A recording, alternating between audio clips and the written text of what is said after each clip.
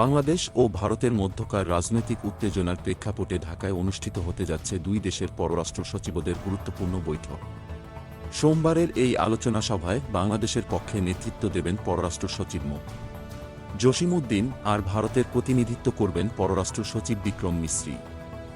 বিশ্লেষকরা মনে করছেন, সম্পর্ক স্বাভাবিক করতে এটি একটি ইতিবাচক পদক্ষেপ হলেও উল্লেখযোগ্য অর্জনের সম্ভাবনা কম। বৈঠকে সীমান্ত সমস্যা, বাণিজ্য, সংযোগ এবং পানির মতো গুরুত্বপূর্ণ বিষয় নিয়ে আলোচনা হতে পারে। সম্প্রতি সনাতন ধর্মীয় এক নেতার গ্রেফতার এবং সংখ্যালঘু সম্প্রদায়ের উপর নিপীড়নের অভিযোগ নিয়ে দুই দেশের মধ্যে উত্তেজনা সৃষ্টি হয়েছে। এরই মধ্যে কলকাতা ও আগরতলায় বাংলাদেশি কূটনৈতিক মিশনে হামলার ঘটনা সম্পর্কে আরও নাজুক করেছে, পররাষ্ট্র মন্ত্রণালয়ের মুখপাত্র মোহাম্মদ রফিকুল আলম জানিয়েছেন। এফওসি আলোচনায় দুই দেশের কমন বিষয় গুরুত্ব পাবে। সাবেক কূটনীতিক হুমায়ুন কবিরের মতে, উস্কানি নিরসন করে উত্তেজনা প্রশমনে এ বৈঠক বিশেষ ভূমিকা রাখতে পারে।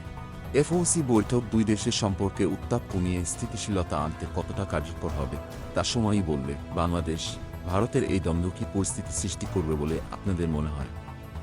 কমেন্টে মতামত জানাবেন। লাইক, শেয়ার, সাবস্ক্রাইব করে পাশে থাকবেন। ধন্যবাদ।